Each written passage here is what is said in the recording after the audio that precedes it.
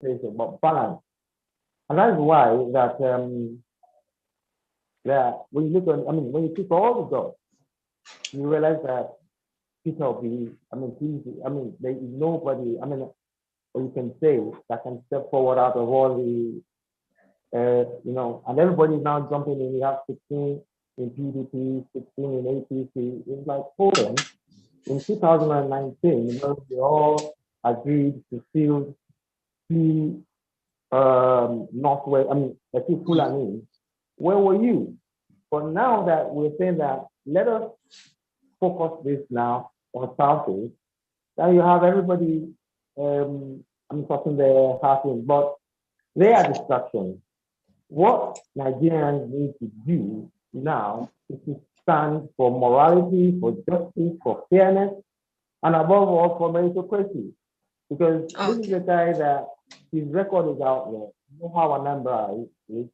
Nobody has ever said he's been corrupt. He's well educated. Don't get me wrong, I'm not a representative of Obi. I am not partisan. But if I look at things the way they are, and from a nation building perspective, Obi is ahead of the race. Okay, we would also like to hear from Leo Osora. Do you think the same way as Prince Justice is Peter Obi the man, or you're written for someone, or you would say Nigerians might possibly be written for another aspirant?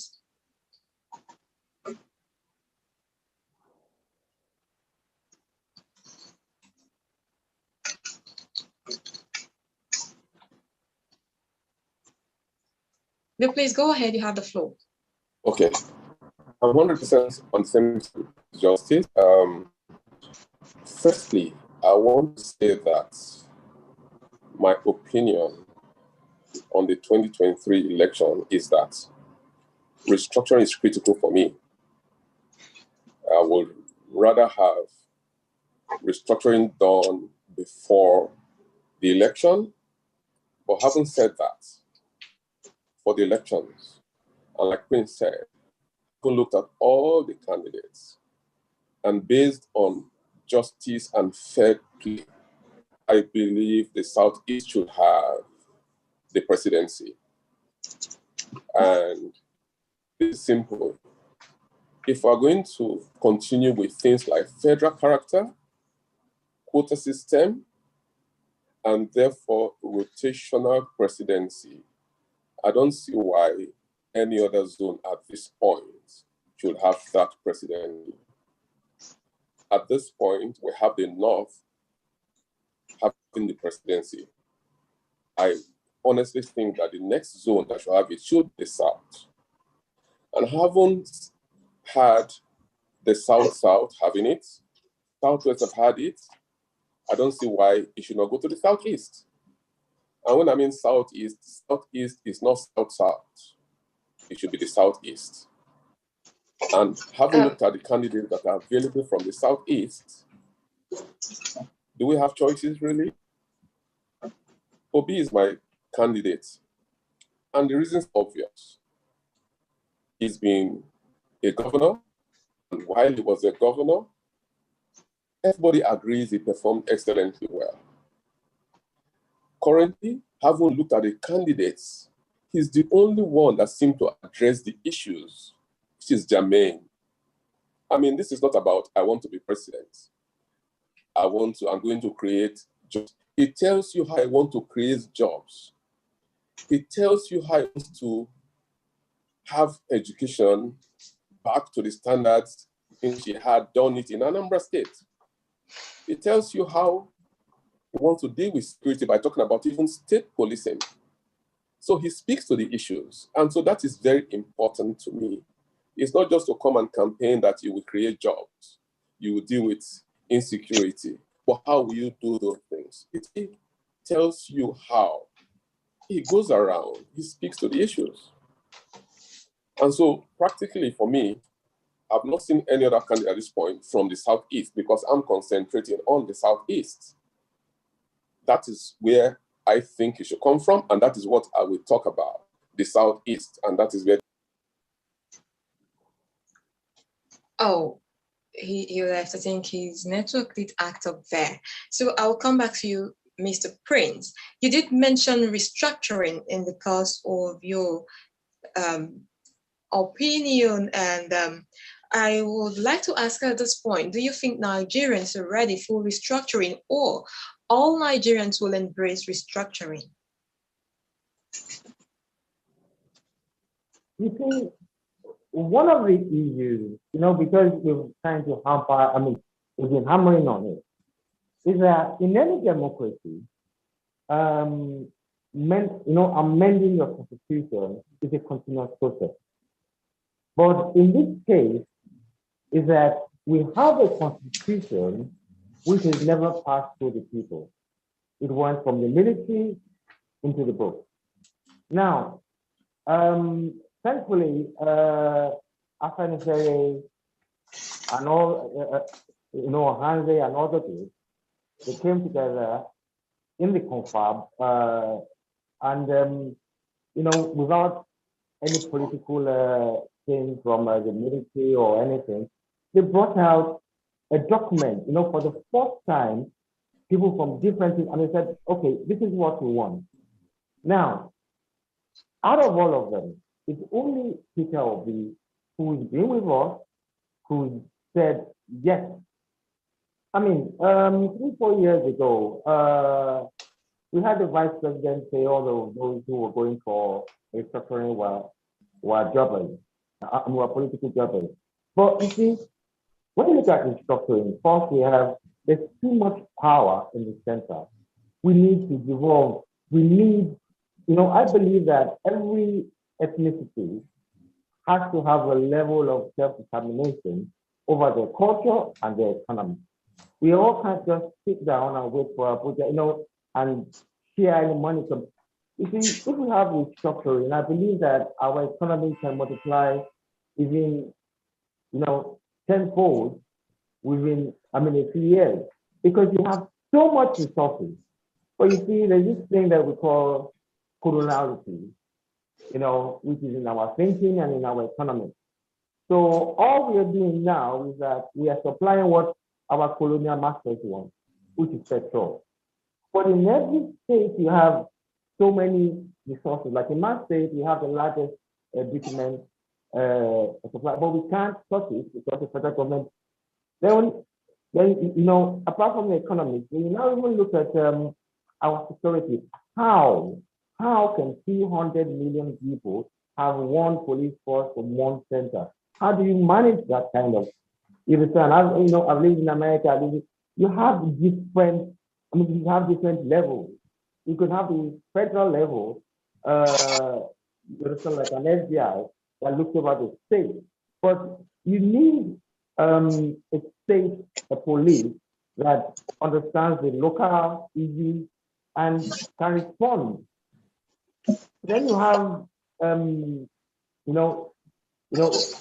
other issues regarding restructuring that you realize that there is no way we cannot continue like this. The economy is bad, the security is bad, everybody is looking towards the center. Now, I believe that when people realize that the majority of our problems in Nigeria is because of the wrong structure. Even there's some people who say that we should not even go for elections before restructuring.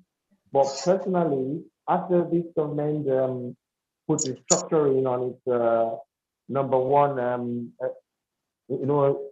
a manifesto, I can't trust it to carry out the restructuring. So let's have a new government. And you see, that's another thing when I say is that we need a new government for us to even be able to leave this economic quagmire that we are.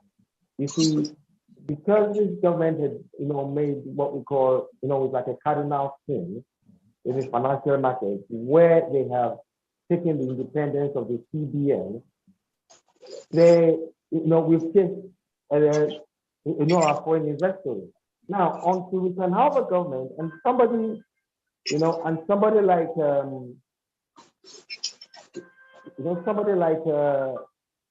sorry about that.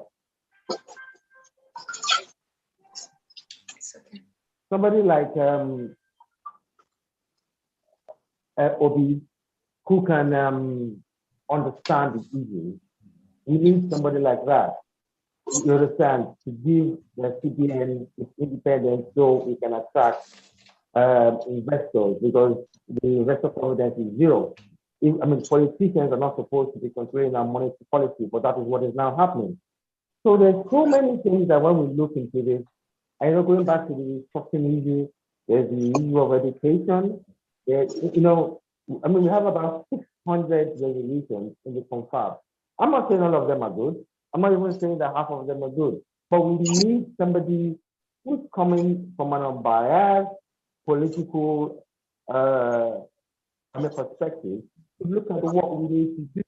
Even America, after 200 years, it's still restructuring, it's still amending its constitution. So how can you just develop a constitution and say, no, it's God sent? There's no constitution that's God sent. It's constantly, France has had about 8 constitutions in the last 100 years. So why not Nigeria? And especially in this multicultural policy that we are, we need that restructuring. And I've seen Obi move a lot with those who are active, who are pushing restructuring. I know how he felt when my comrade Vincent Martin died and he came for the burial. And I see that this is one man that knows what we want. Get the but you see, we have to come out. We have to push from all sides, because there are people who are going to use different kinds of arguments, tribal, religion. Some will say, oh, but I think it will be it's not about that. It will be a miracle worker. But we need somebody that has that can try his best. And then, God help him and the people as well. But when you have somebody who does not want to do the restructuring, I mean, those there, we have Buhari who are having. Now, if Yemi Osibajo and Tinubu, they could have closed down now by mobilizing all these 1,000 legislators and saying, look, if we do not restructure, we are not bought. You see, they are not going to do it. So how are you not going to come down now and tell me that you're going to restructure? What you're telling me now is that we're going to have more of what we've been having for the last 20 years, and that's not acceptable. It cannot stick to the status quo. You understand? And that's, those are one of the reasons that you just realize that Peter Obi is far ahead of, of his competitors. Okay, thank you very much for your contribution. We have Leo right back here. Leo, welcome back. Leo, please unmute yourself and I'll quickly look at restructuring. Do we still have you? Okay. Yeah. Mr. Leo, please, what's your thoughts on restructuring? Restructuring to me is the basics for our common existence in this country. I am of the belief that without restructuring, we'll not go anywhere. Reasons are, out there. We run a federal system. And I think Nigeria is the only country in the world where you run a federation and governors go to the center to collect money every month. You have a unitary police. You have a local government structure that is undemocratic. So if we want to really get this country back to what it should be, we need to restructure. But be it education, be it economy, or be it the insecurity we're facing today. For education, local governments should be in charge of primary education, state government should be in charge of certain levels of education. Why the federal government just does things about policies? Nigeria is so large, 200 million people with diverse ethnicity, with religion that divides the country, virtually 50% on both sides. There's nowhere in the world you have that. You either have 90%, 10%, 80%, 20%. Nigeria is virtually 50%. And these have their various complications. So yes, I'm of the firm belief that restructuring is a critical thing for everybody, and we benefit all regions of Nigeria because we have the resources. I don't know why people should be afraid to restructure either the economy or the security apparatus. Because, for instance, with the issues we are facing today, if we have local or state police, there are some things we can deal with clearly. And everybody knows this. And that is why you have the joint force you have around the Borno area and doing very well. You have the Omotekun that seem to be doing very well. Why are we afraid of just making them official? Because policing is local. If we also look at the economy, why should the governor go to Abuja to collect money every month when you have resources available to you? Why? So I'm just saying that restructuring is the basis for our common existence. And the earlier we get that done, the better for everybody. And having followed the campaign so far, it's clear. I've not heard anyone talk about it the way Peter Obi talks about it. It is clear. It talks about restructuring. It talks about how we restructure education. It talks about how we restructure the economy. What he has done in Anambra, what he intends to do.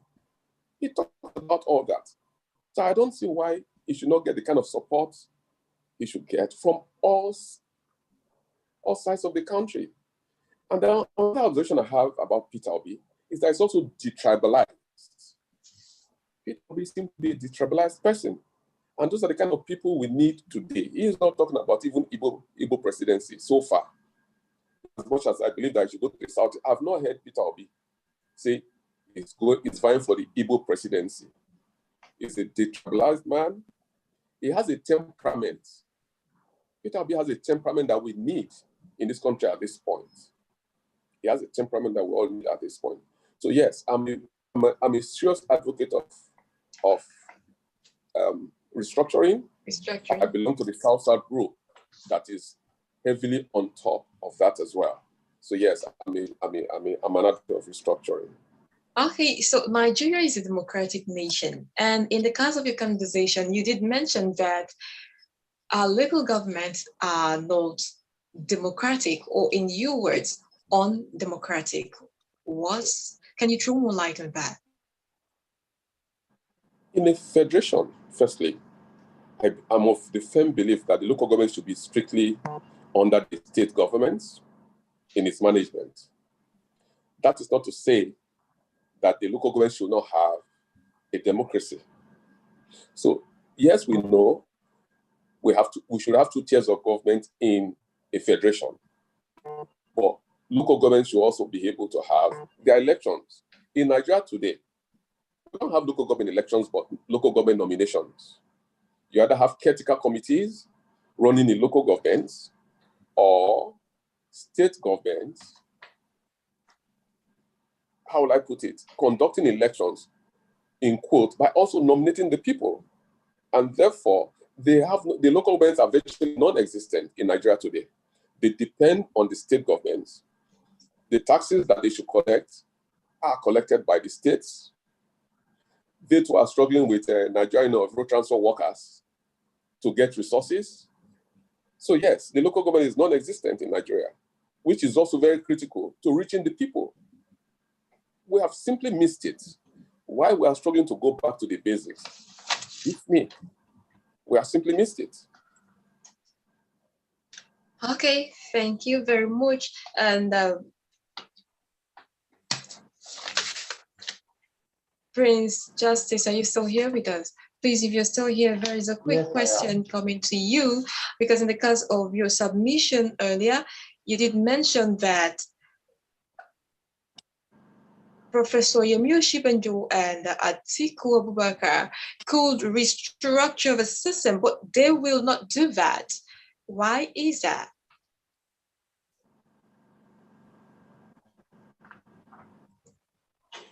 No, you made it. I said Professor Yemi Osibajo and the other presidential candidate, Ahmed Tinubu. Ahmed Tinubu having the control or being the national leader, and Professor Osibajo, who again is a constitutional lawyer and should be able to have posted.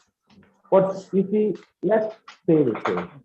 The point about it is that both of them have the North is against the structure.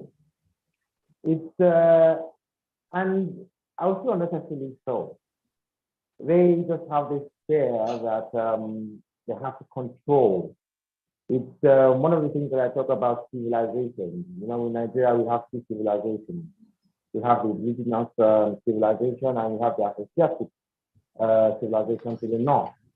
They believe that they have to have this huge territories and the capital or caliphate where they draw from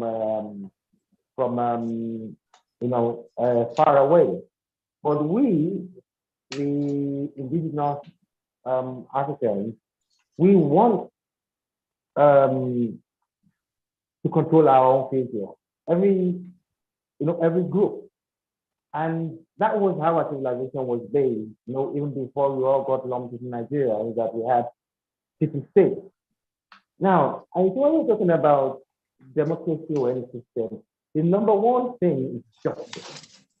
And restructuring and rotational a presidency are all based on the concept of justice. Justice for the region or justice for the ethnic group. I only say regions because in the North Central and the South groups, you have different groups. But each and every group have a right. And what my brother was saying about local government, you won't believe that 60% or 70% of our roads are local government roads.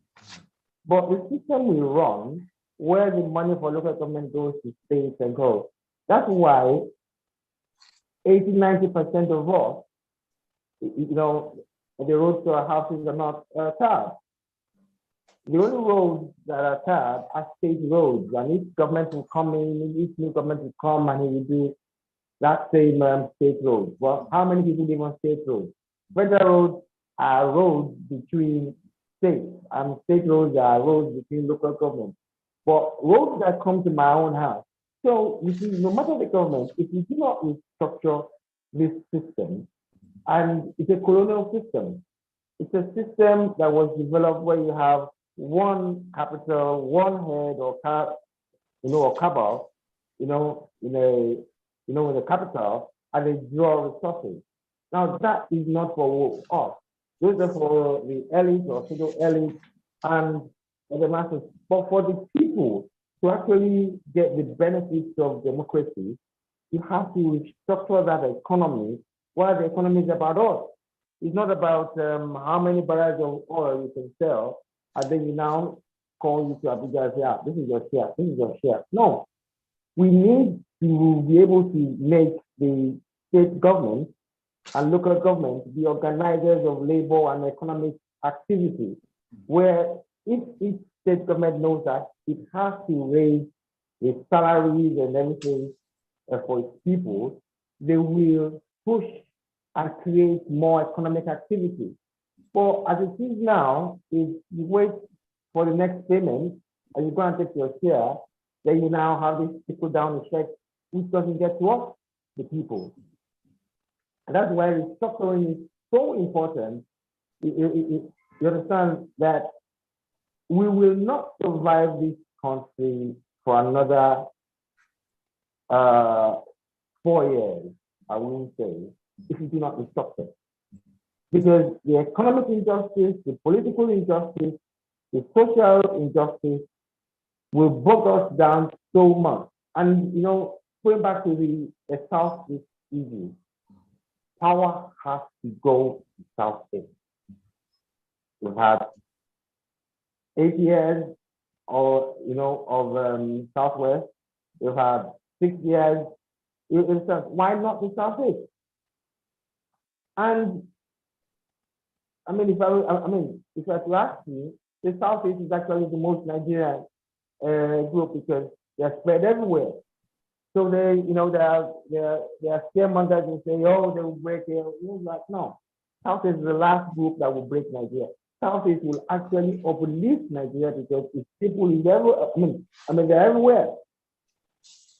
So okay, so talking about Southeastern presidency, within the week, the Minister of Labour, Mr. Chris Ngige, did declare his interest to run for the presidential election come 2023. Will this not cause some divide in the East concerning the two sons of East coming to vie for the same position? Wouldn't it divide the votes between the two aspirants from the East?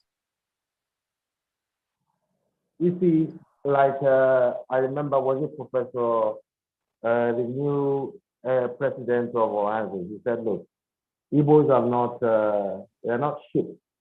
Where you expect everybody to line down and, you know, face the same way. No. Anybody can come in, but when we ask Chris Ngige, what you are a part of this team that has failed. Yes, so that's why I said, on one side we have meritocracy, on one side we have, you know, what they actually want to do, which is restructuring and giving back the economy. You understand? And then, you know, we also have the South East, you know, the regional justice.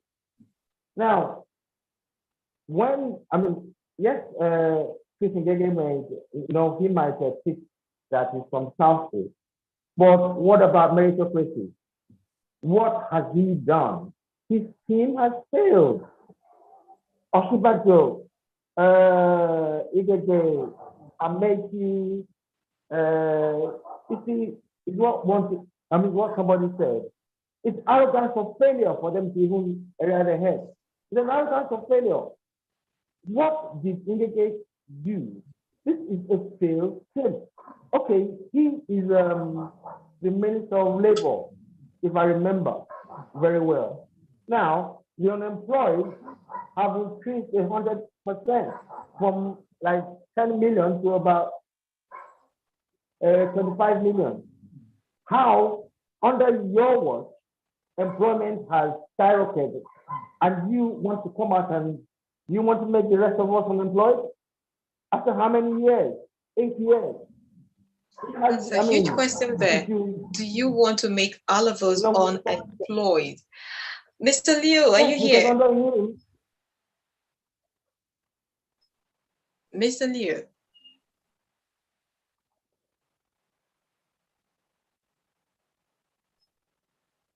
Okay, Mr. Liu, please, if you're here, please unmute yourself. And here's a rumor that former President Goodluck Jonathan is being lobbied to come in for 2023. And he had said in a report that he's not sure and he is not giving answers yet. What do you think of this? How will it affect the other candidates vying for the same position? Mr. Leo, please, are you here?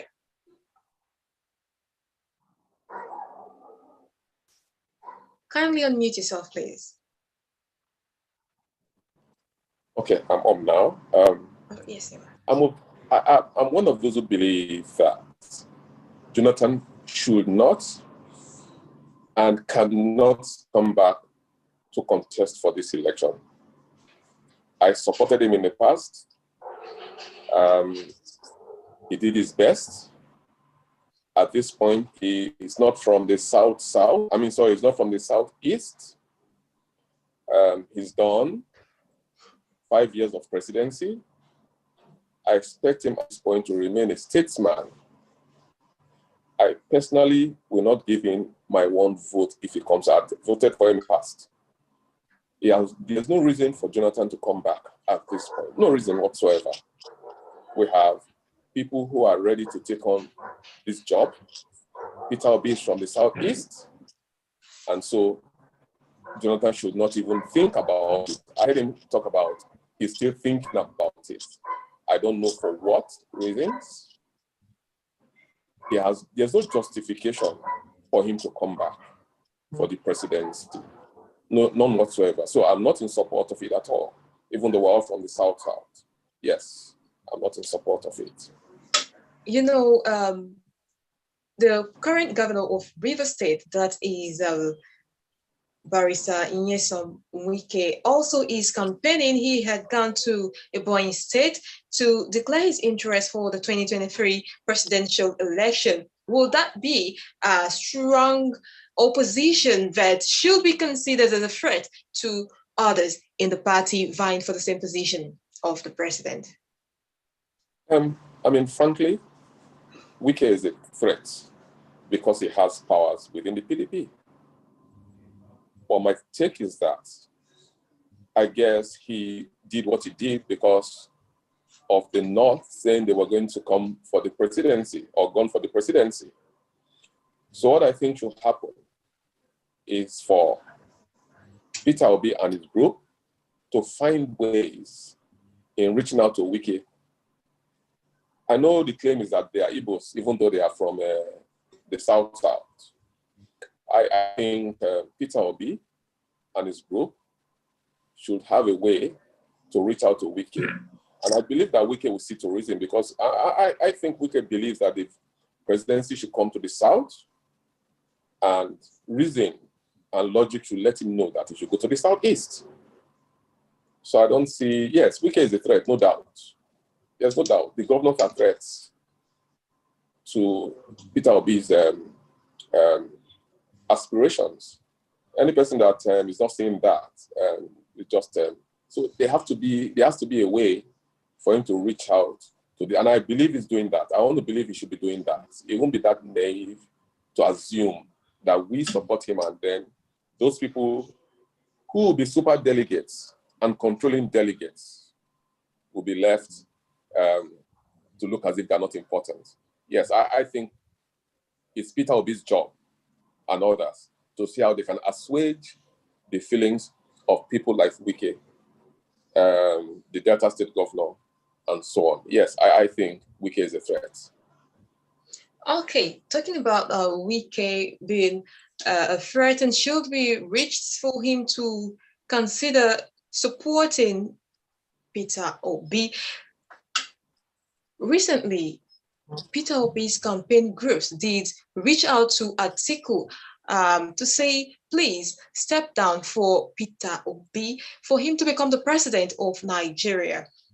Is this going to show off or rub off on Mr. Peter Obi as a weakling who is pleading that his opponents should back off with him, or is a strategy for him to still be on the race and get there as the president of Nigeria? Oh, it's a very important strategy. You have to reach out. I mean, you have to reach out. It's a very important strategy. There's no gainsaying about that. It's a very important strategy. You have to reach out to every important person, or not even, you have to reach out. It's politics. That is really politics.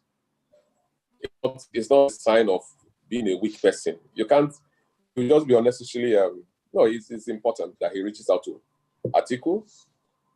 I think it might even be easier with Atiku than a Wike. It might be easier with an Atiku because they have some relationship.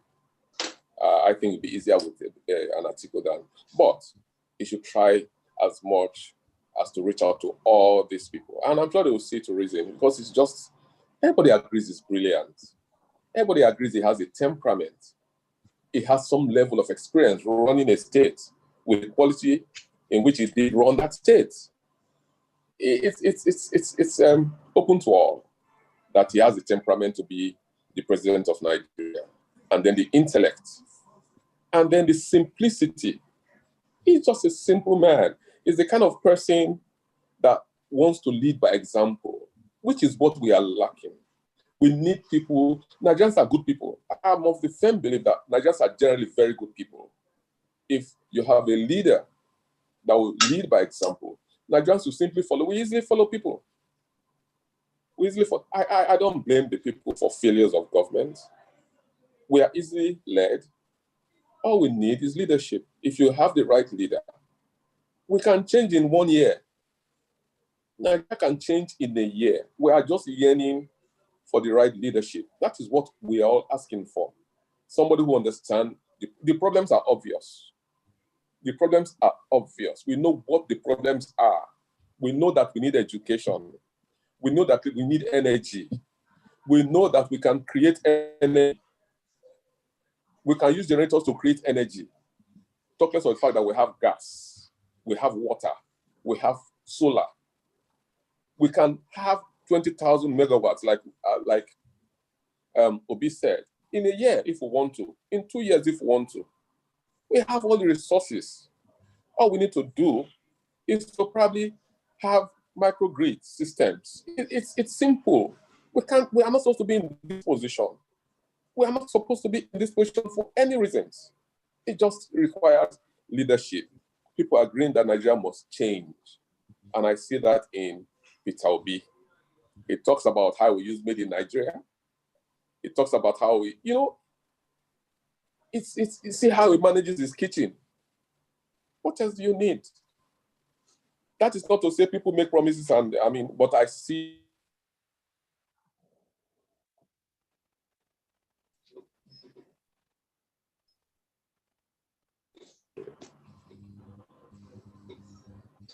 Okay. Thank you so much. But just before we roll over to Mr. Prince Justice, there is this statement you said that Nigeria could be fixed in 1 year. And of course, it's been said by Mr. Peter Obi that he needs just 4 years to fix Nigeria. But there's this argument that Nigeria has recurrent security issues, and it's also been said that this could be a ploy against him, that even if he becomes the president, he may not be able to fix the security challenges facing Nigeria. Is this something you would want to talk about?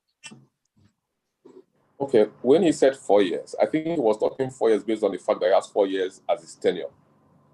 But I also heard Peter Obi talk about he doesn't believe in 100 days. Like other people do, you say what you've done in 100 days. 100 days yes, but he will start from day one. He will start from day one. So what I meant by 1 year is that you start a process that will allow for change, and people will see the change going on. It's not as if all problems in Nigeria will be solved in 1 year. It's almost practically impossible. But when I said 1 year, I meant that within 1 year, you see that it's possible to make people feel or to make people belong to the process in the country. So in terms of insecurity, if he carries the people along, because what are the problems? Poverty, education, and making people feel as if they are Nigerians. If people, even in the Northeast, are taken care of, I had the opportunity to have school in the North. How are the masses faring? Who are those making it look as if is the whole? Who are the people that are suffering in the North? The masses. Why are they suffering? Poverty. People don't take care of them. Nigeria, you have social security. Do you think if people begin to feel like you have free health, primary school, free education, free health, you have some semblance of free housing, they will have the time to do what they are doing? With social security, people need to think. Nigerians behave because nobody cares. People take 500 to vote, 1,000 to vote, and you blame them. In societies where vote and don't take money, there's some semblance of social security. People blame poor people, they blame the masses.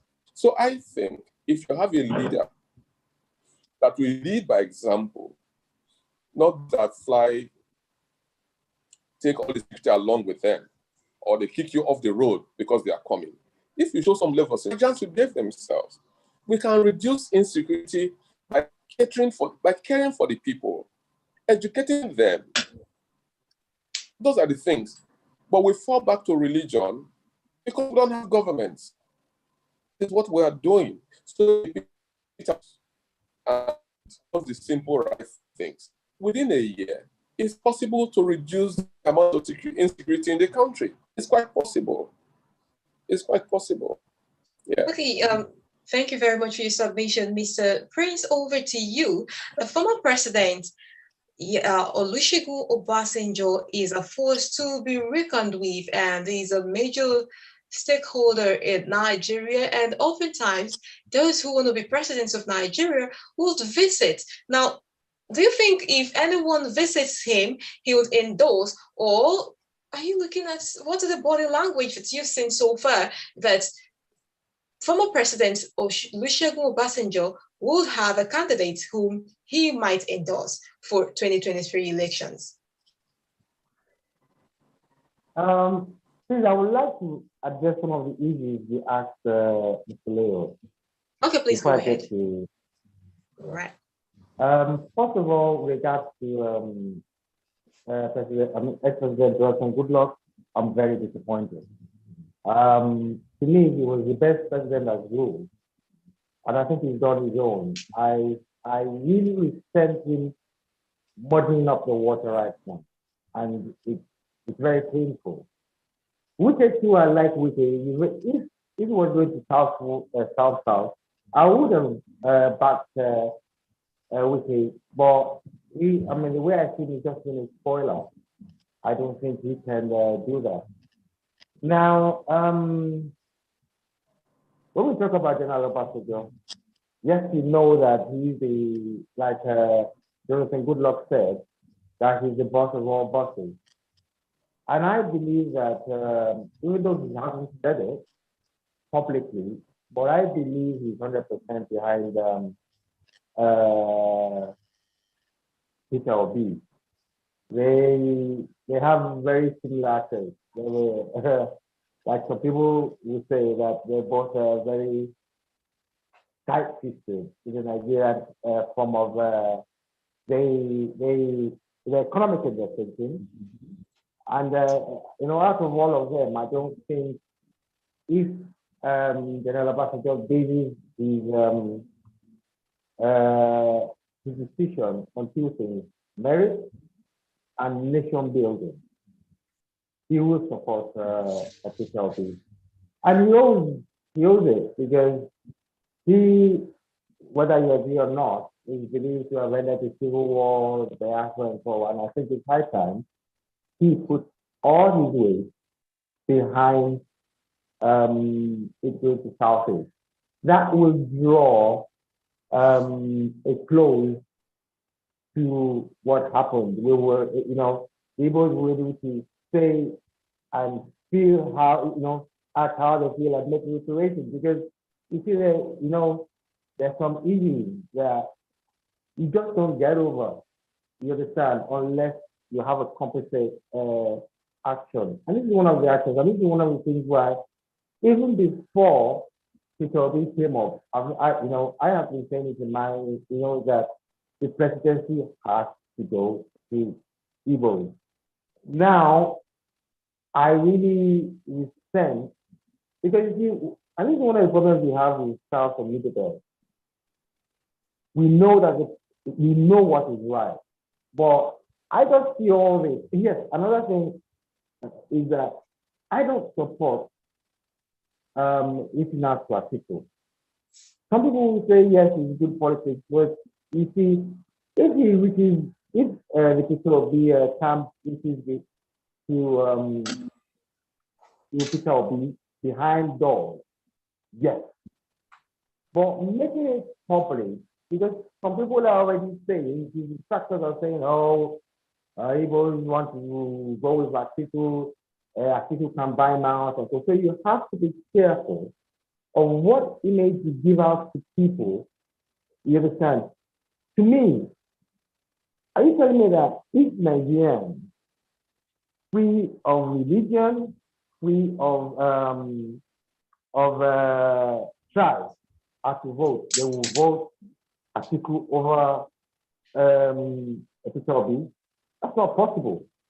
A rational person will not do that. So the only way I see it is like they're pandering to him that because he's not. But you see, even this pandering to not is I mean, a bit of ignorance, which is what the South, Southwest, Southeast, and North Central have come to do together with the South and Middle Belt Alliance. Together, we are 70% of the population. So why should we be controlling to the North? Why?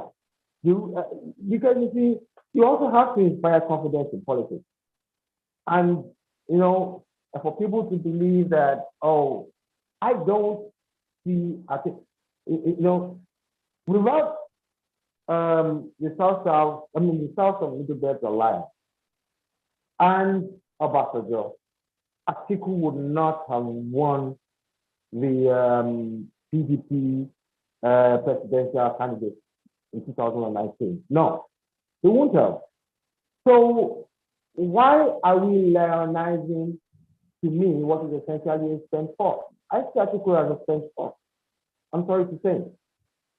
So we have to be careful because some people are saying, oh, he's Atiku's boy. If Atiku gives him billions, you have to be very careful on that. And that's why I said, go and make him the handle, tell him.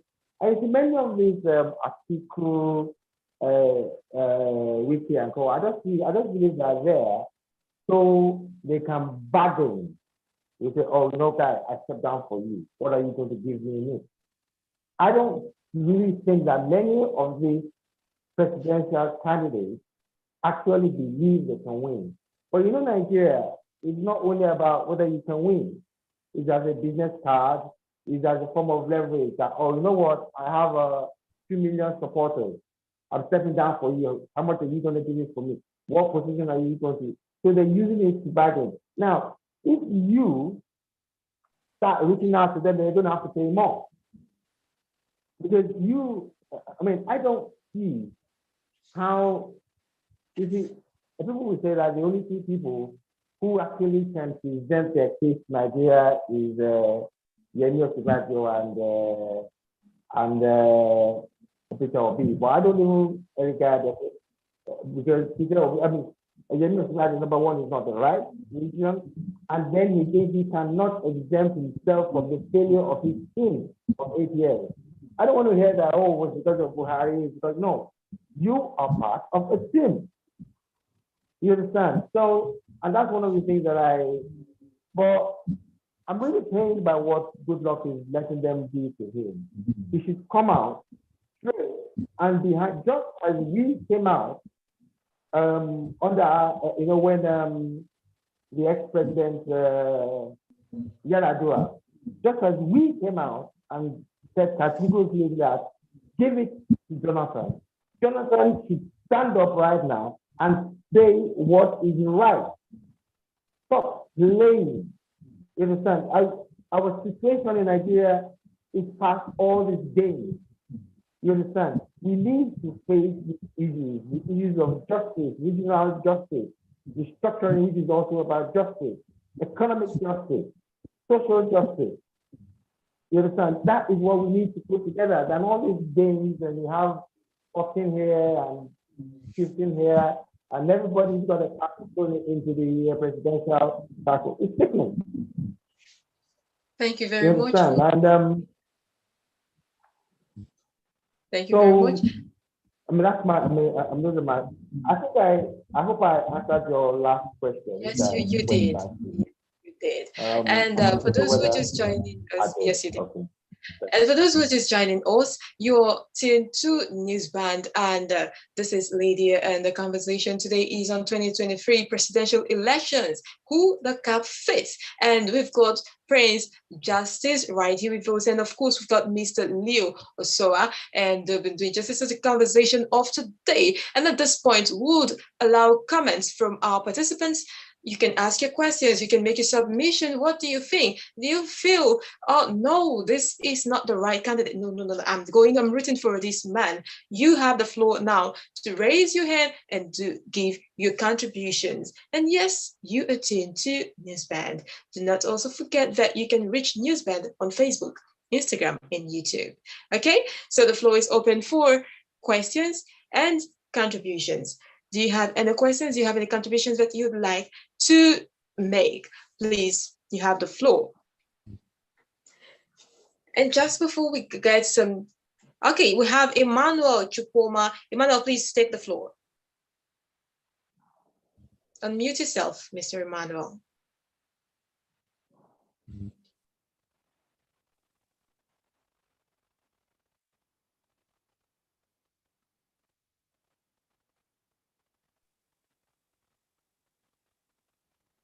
Hello? We can hear you, Hello? Mr. Emmanuel. Go ahead. Okay, thank you. I want to first of all appreciate the speakers today, and I quite appreciate your good appraisal of the situation on ground. And I'm really satisfied listening to you guys. I want to ask a question. Before I ask that question, I want to make a comment, and that comment would be that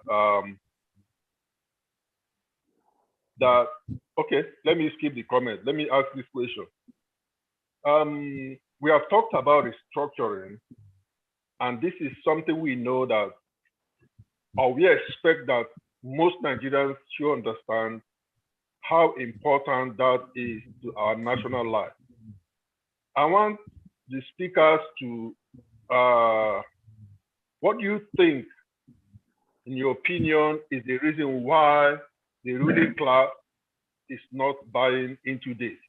I mean, when I say buying into it, sincerely and honestly, they only come up with it during election period because they think some segment of the Nigerian society want to hear that, and after the election, nobody hears about that again.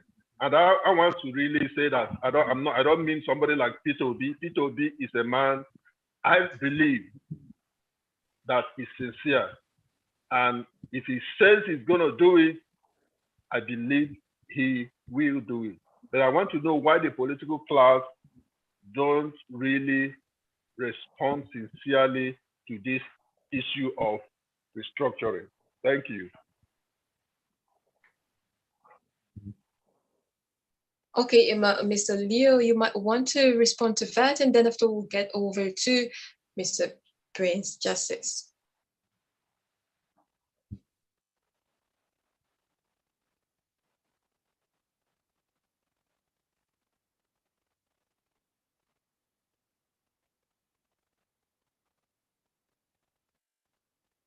Mr. Leo, please unmute yourself.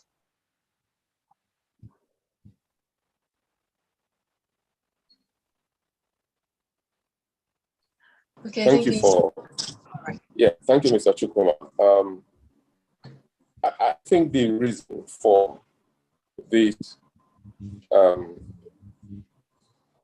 attitude towards restructuring is for personal benefits of the elite class or the leadership of the country. Otherwise, there's no reason for anyone to disagree on restructuring. It's that simple. We're running a unitary system. We're no longer running a unitary government. We are supposed to be running a federation. So I think the only reason is because they benefit from the status quo. Simple. I have nothing else to add to that. It's for their personal benefits. Thank you. Okay, Mr. Justice, please. I think it would be unfair to say that in only elections that we talk about restructuring, especially from my side, from my fellow and from those who I view as my political leaders. We have continuously hampered on restructuring. It's just that, and it's necessary the reason why most people, why the ruling class are not buying the structural is because we have only one power base in Nigeria, which is dependent on the North. And the North, with its caliphate, does not want restructuring. There is, when you just like when we look at what happened in South Africa, you have some systems where they use religion to tie down the people. And it's just a few at the top that exploit the masses. And that is why that most of our politicians, because of the colonial structures put in place, which is like that where you now have a North that starts in the South, and of course, I said at the beginning that there are two civilizations in Nigeria. And this is one of the problems that the whites created for us that we have not resolved. We have two civilizations in North Africa, a civilization, and our civilization, which is South, Southeast, Southwest. We all were, all our societies were created on what we call Alpha, Ifa, which is the 16. But the problem is that the Europeans divided our civilization into three. They cut off the middle belt, who are part of us, to the north. Then they cut the remaining into east and west. So what we now do is that we find the east and west fighting, and instead of us uniting together as a civilization to get what we want as our civilization, which is a kind of a self-determined ethnicities within a loose federation, no, we're too lazy or too mentally enslaved that we follow the terms of the colonists. So I will say, oh, the North has the most numbers. So our politicians all go and do Rankadede, and they will say, no, if we want to give you power, you answer to us. That is the reason why we have not had this, and that's why we will not support leaders like Tinubu or POIO, because if you have a president who is backed by the conservative North, it would not restructure. You understand? So whoever is going to restructure has to have the large bulwark of the population of South and Middle Belt, which is 70%. And then we will be able to, you see, it wasn't that Jonathan Goodluck really wanted to put up the confab. But because he was one of us, we kept on hampering him that, look, we need this confab. So eventually he's like, okay, go ahead. Now, even if Obi gets into power now and the North are around him and go, we have the power. The South, the Middle Belt, and say, look, don't forget. Because of course, when it gets there, they're going to be easy.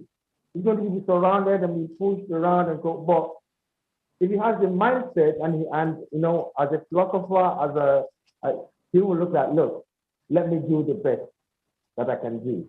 And then you understand. It's not that difficult. Like I said earlier on, if Tinubu wasn't looking for his, for his own selfish ambition, which he thought that is going to come from the North, he had it within his power to, because I've heard this. I wasn't born then, but in the 60s or you understand, where Awolowo, you understand, where Awolowo told all the Southwest, all the Western institutions to take the walkout. I'm sorry, we would have to interrupt at this point so that we'll take the next hand for time's sake, please. Okay. Thank you very much. Olusegun Babalola, please take the floor with your question or your contribution.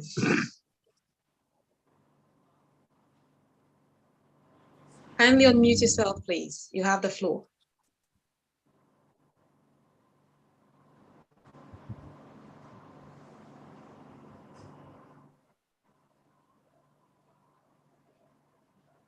Mr. Olusegun.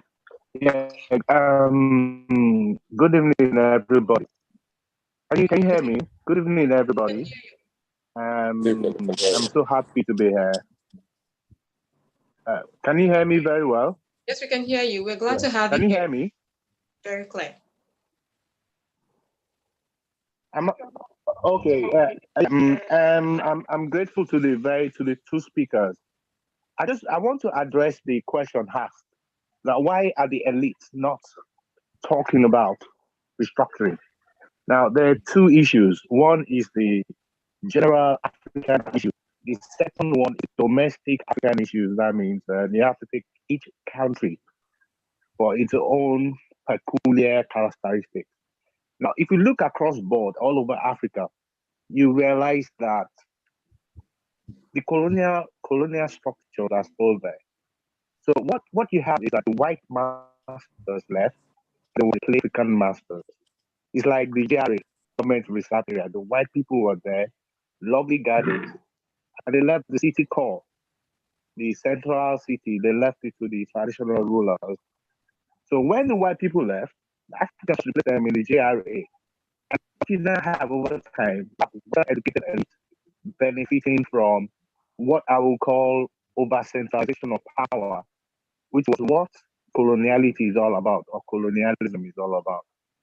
Before they left, before they gave us this fake independence, it was centralization of power.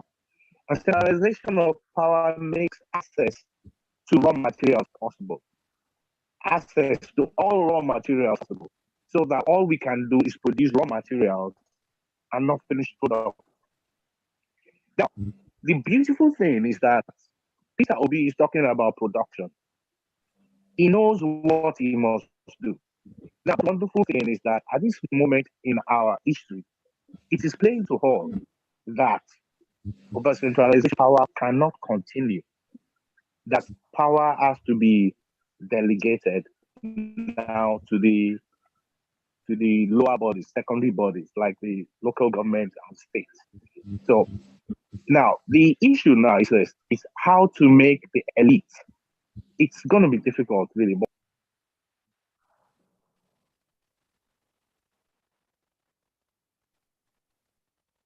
Mr. Babatunde, are you still there? I think his network is acting up at this point. Okay.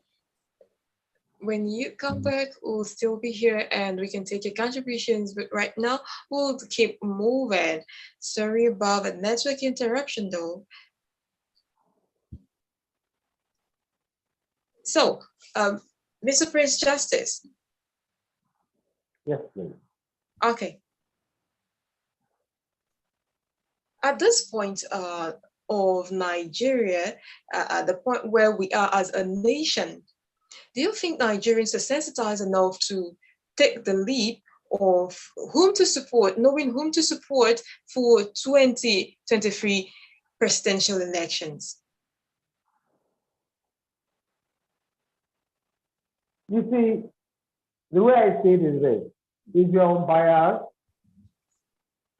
if you are sensible, you could see for yourself that Peter Obi is far ahead of the field.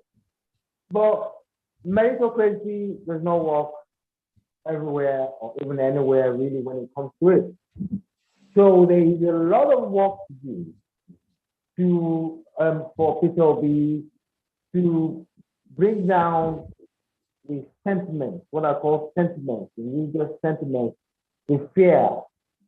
You understand? So there's a lot of campaigning to do and a lot of convincing. But I think, you see, look at the papers today or yesterday, Vanguard, he is the only one speaking about issues.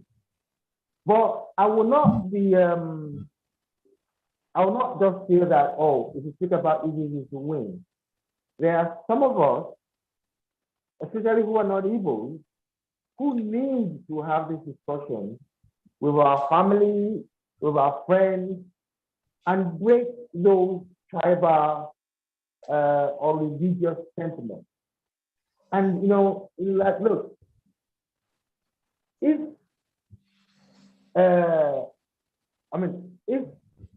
if I want to ask this, that if Tinubu was my son, with what he's done, would I put him as the head of my company?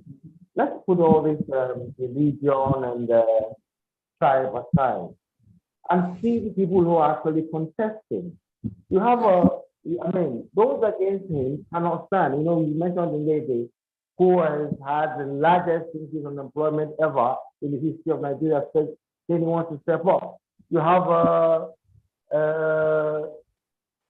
Wiki who just jumps in. You have Professor Yomi who, as a constitutional lawyer, was abusing us in a very, very and we are political jobbers.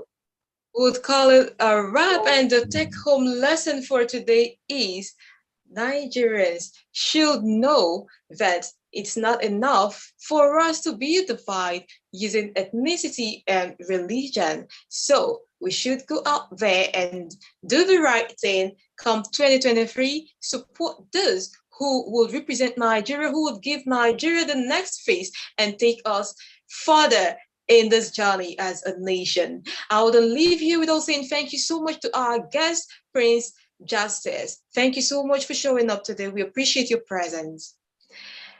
And we also say thank you so Mr. Leo also, thank you so much. We appreciate you for coming here and having this conversation with us. And of course, you are the participants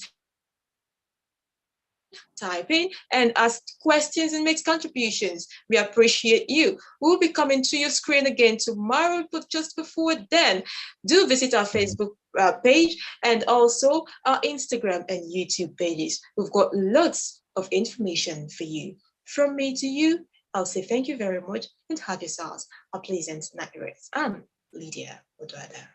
Thanks a lot.